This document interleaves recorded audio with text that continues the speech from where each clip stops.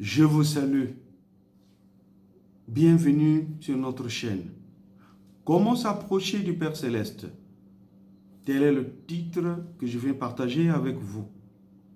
Et la pensée qui va nous conduire tout au long de cette prédication, c'est avoir une bonne attitude intérieure. Lorsqu'on s'approche de Dieu, il nous faut avoir une bonne attitude intérieure. C'est tiré de 1 Roi chapitre 19, 19 à 21, que je m'en vais vous lire. Il est parti de là, il trouva Élisée, fils de Shaphat, qu'il abhorrait. Il y avait devant lui 12 paires de bœufs, et il était avec la 12e. Élie s'approcha de lui, et il jeta sur lui son manteau. Élisée, quittant ses bœufs, courut après Élie, et dit, « Laisse-moi aller embrasser mon père et ma mère, et je te suivrai. » Élie lui répondit, « Va et reviens, car pense à ce que je t'ai fait. » Après être éloigné d'Élie, il revint prendre une paire de bœufs qu'il offrit en sacrifice, avec l'attelage des bœufs, et il fit cuire leur chair, et la donna à manger au peuple. Puis il se leva et suivit Élie, et fut à son service. Comment s'approcher du Père Céleste? Le mot approcher, c'est se mettre proche auprès de quelqu'un. Se trouver après quelqu'un. Avoir un accès libre et facile. Cette définition nous intéresse. Avoir un accès libre et facile. Gloire à Dieu pour Élisée. Élisée, lui, il avait réagi comme Dieu attendait de lui. Parce que la présence du prophète Élie vers lui, c'est parce que Dieu lui avait donné un message. Le contexte de ce passage remonte depuis le succès au mont Carmel, avec les prophètes des Baals. Et Josaphat avait lancé un défi au prophète Élie, en lui disant, ce que tu as fait de mes prophètes, c'est ce que je ferai de ta vie. Pris de peur, Élie prit la fuite pour aller au désert pour sauver sa vie. Et c'est lorsqu'il va se rencontrer avec Dieu que Dieu lui avait posé une question de savoir, Élie, qu'est-ce que tu fais ici? Il répondit, j'ai déployé mon zèle pour servir l'Éternel. Ils ont tué tous tes prophètes. Je suis resté moi seul qui n'a pas fléchi les genoux devant Baal. Et on me cherche à m'ôter la vie. Dieu lui avait répondu en lui disant, retourne par le chemin que tu es venu, va oindre Hazaël comme le roi en Syrie, Jéhu comme roi en Israël, et Élisée comme prophète à ta place. C'est dans ces conditions que le prophète Élie était parti rechercher Élisée, et il avait trouvé. Élisée avait bien réagi. Si Dieu l'avait choisi, certainement il avait des bonnes intentions intérieures. Nous le voyons réagir ici. Il avait accepté l'appel. Il témoignait sa vocation auprès de ses parents, amis et connaissances. Il offrit un sacrifice. Il est vrai que l'appel au ministère, comme je venais de le dire, l'appel à un travail ponctuel de la part de Dieu, l'appel au salut exige un sacrifice. Et nous voyons ici Élisée, il était occupé, il travaillait, il avait dû quitter son travail pour être au service du Seigneur. Et ceci, c'était sans hésitation, raisonnement ni calcul. Il obéit pour suivre Élie en se séparant de tout ce qui lui était cher. La foi et l'obéissance d'Élisée avaient changé toute sa vie lors de cette rencontre avec le prophète Élie. Le serviteur que Dieu avait envoyé avec des directives claires concernant Élisée. Nous aussi, seule la foi et l'obéissance qui justifient une bonne disposition intérieure et nous aider de nous approcher de Dieu. Voyons ensemble les exemples bibliques des hommes et femmes qui s'étaient approchés de Dieu avec une bonne attitude intérieure. Et le premier ici, c'est avec David. Le psaume 13, 2 à 3. Jusqu'à quand, Éternel, m'oublieras-tu sans cesse? Jusqu'à quand me cacheras-tu ta face? Jusqu'à quand aurai-je des soucis dans mon âme? Et chaque jour des chagrins dans mon cœur. Jusqu'à quand mon ennemi se lèvera-t-il contre moi?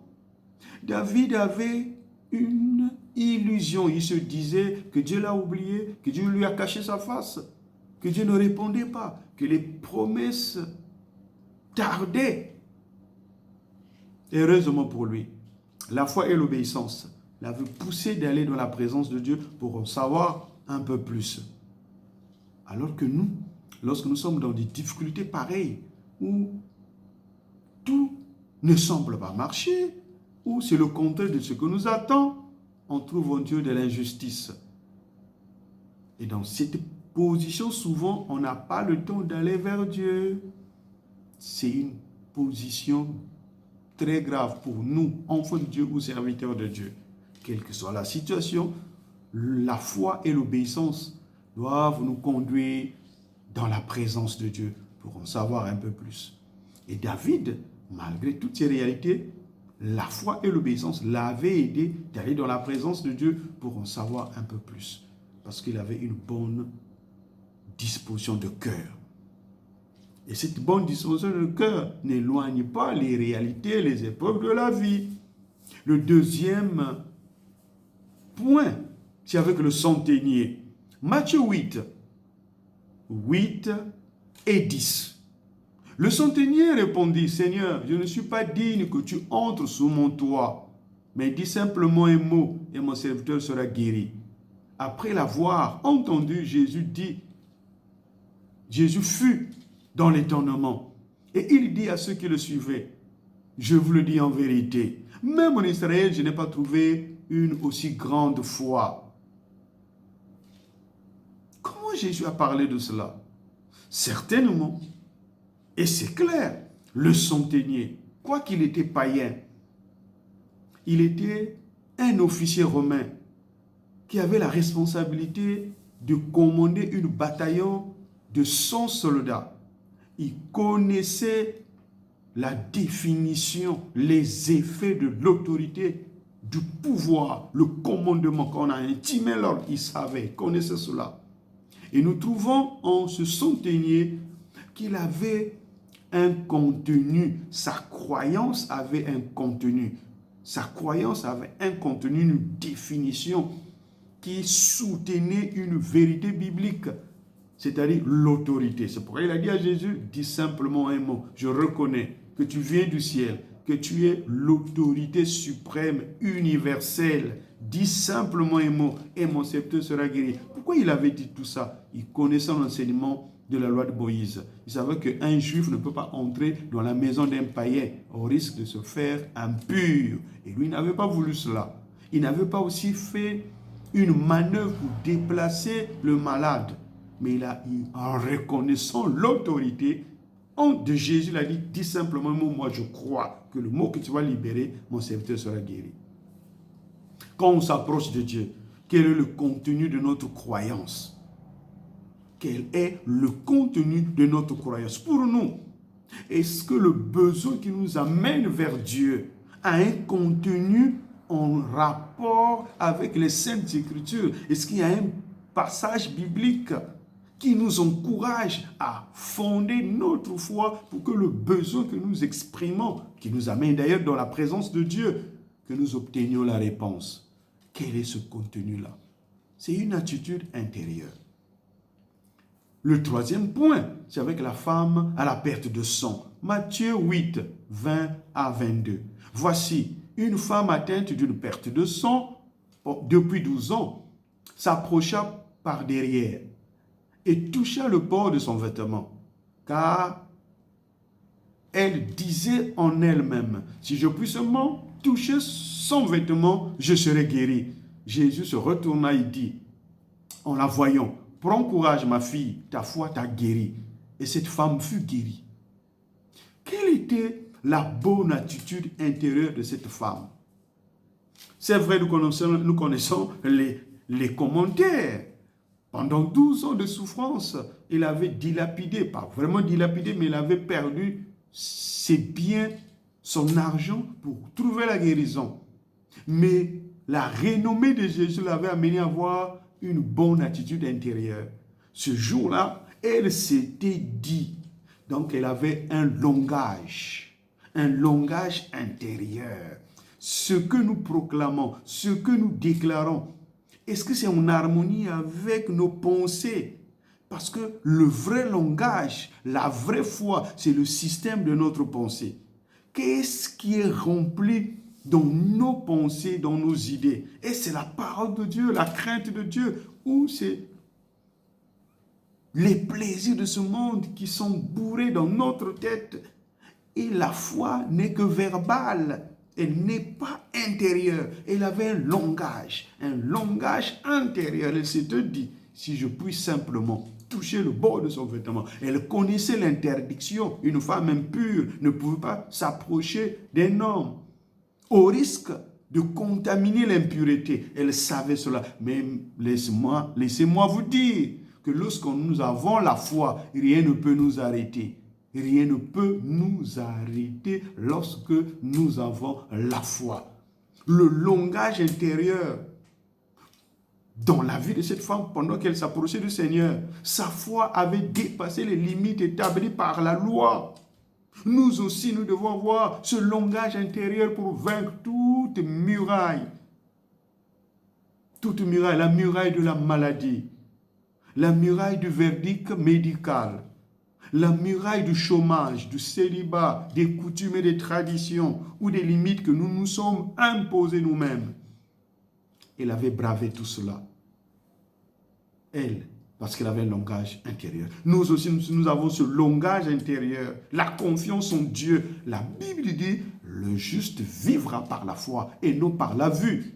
Et le langage intérieur, c'est marcher par la foi, quels que soient les endits, quelles que soient les réalités. Tous ceux qui arrivent ne réussissent pas dans ce quartier, dans cette ville, dans cette société, que sais-je. Mais le langage intérieur de la foi, rien ne peut nous arrêter. Et le Seigneur loua la foi de cette femme. L'exemple suivant, c'est avec la femme cananéenne. Matthieu 15, 28. Alors Jésus lui dit, femme, ta foi est grande et qu'il te soit fait comme tu veux. Et alors même sa fille fut guérie. C'était une cananéenne. Mais elle était passée par les épreuves de la foi. Il avait quitté Tyr et Sidon, traversant la frontière pour arriver en Israël. Voir Jésus. Sa fille qui était possédée par un démon était restée à des kilomètres. Elle est venue. Mais pour rencontrer Jésus, pour que son besoin soit exaucé, elle était passée par un test de la foi. Et ce test-là était par un niveau. Le premier niveau, c'était le silence de Jésus. Elle avait crié, « Aie pitié de moi, fils de David. » Il y eut un silence. Pour elle, ça avait peut-être duré 2, 3, 4 minutes. Mais pour toi et moi, ça peut être des années, ça peut être des mois. Mais ça ne voudra pas dire que Dieu n'a pas écouté pour nous. Pour son cas, Dieu avait écouté. Mais il n'avait dit un mot. Si c'était moi à la place de cette dame, j'allais dire, ok, comme je ne suis pas une juive, ça ne sert pas de continuer, je rebrousse ce chemin. Mais il avait insisté parce qu'il avait des bonnes dispositions de cœur. La deuxième marche, c'était l'opposition des disciples. Au lieu que les disciples l'encouragent encore, il faisait tout pour repousser la femme. Mais il ne s'était pas laissé faire. La troisième marche pour cette femme, dans le test de sa foi, c'était l'injustice, un semblant de justice. Je n'ai été envoyé comme brebis perdu de la maison d'Israël. Là encore, je dis, ok, c'est vrai. Je repars. Je ne suis pas une juive. Ensuite, La marche suivante, c'était l'humiliation. Il n'est pas bon de prendre le pain des enfants et de le jeter aux petits chiens. La grâce que tu veux chercher est réservée à la maison d'Israël. Mais elle dit, maître, je n'ai pas besoin de toute la grâce, mais les miettes qui tombent de la table des enfants suffisent pour que ma fille soit guérie. Entre parenthèses, lorsque les enfants mangent à table, ici, ils sont rassasiés, ils commencent à se viser les morceaux de viande ou de pain, et ça tombe. Les chiens se contentent de cela. Donc, dans la foi de la femme, il se disait, les miettes dont les Juifs et les Juifs n'ont pas besoin suffisent pour que ma fille soit guérie. Et Jésus loua la femme. Le miracle, la délivrance, le démon est sorti sans faire le service. Jésus ne s'était pas déplacé. Si c'était nous, on devrait déplacer la personne possédée auprès des responsables pour qu'on prie pour lui le contact physique. Mais la foi de cette femme, Jésus qui n'est pas limité, avait opéré une délivrance à distance. Pourquoi? Parce qu'elle avait des bonnes dispositions de cœur. Ce n'est pas le silence, ce n'est pas l'opposition des hommes ou l'injustice dans la vie, dans l'église où nous sommes, dans le ministère ou dans la famille ou dans la société qui va nous arrêter. Non. Et ce n'est pas aussi ce ne sont pas les humiliations qui vont nous empêcher, encore moins. Mais regardez au Seigneur qui est capable de répondre à nos besoins. Telle était la bonne disposition de cette femme que nous pouvons appliquer dans notre vie. Et enfin, le dernier exemple, c'est avec Philémon. Philémon 1er, verset 21. C'est en comptant sur ton obéissance en temps. Pour moi, que je t'écris, sachant que tu feras même au-delà de ce que je t'écris. Paul avait l'assurance que Philémon obéirait à sa demande. Quelle demande? De recevoir et de pardonner Onésime. Onésime était un esclave qui travaillait chez Philémon. Philémon était un entrepreneur, un riche. Et l'église était dans sa maison. C'était lui le responsable. Et quand Paul pouvait passer par là, il ne connaissait pas Onésime, parce que c'était un païen. Mais une fois que Paul était en prison, et que Onésime, de son côté, avait volé de l'argent, certainement de son maître, il avait pris la fuite pour se retrouver à Rome. Et c'est dans la rue où il avait rendu visite à l'apôtre Paul en prison, nous ne savons pas. Mais ce qui est vrai, dès leur contact, Paul lui prêcha l'évangile et il donna sa vie à Jésus. Et Paul commença à l'enseigner, le disciple-là, jusqu'à ce qu'il était devenu responsable. Mais nous, Paul, ne voulons pas être égoïste, connaissant l'arrière-plan de Onésime, qu'il avait quelque chose à réparer avec son maître, lui demanda de retourner à Colosse pour faire réparation avec son responsable. C'est dans cette condition que Paul, en écrivant, demanda à Philémon, n'oublie pas que toi-même tu dois à moi. Reçois-le.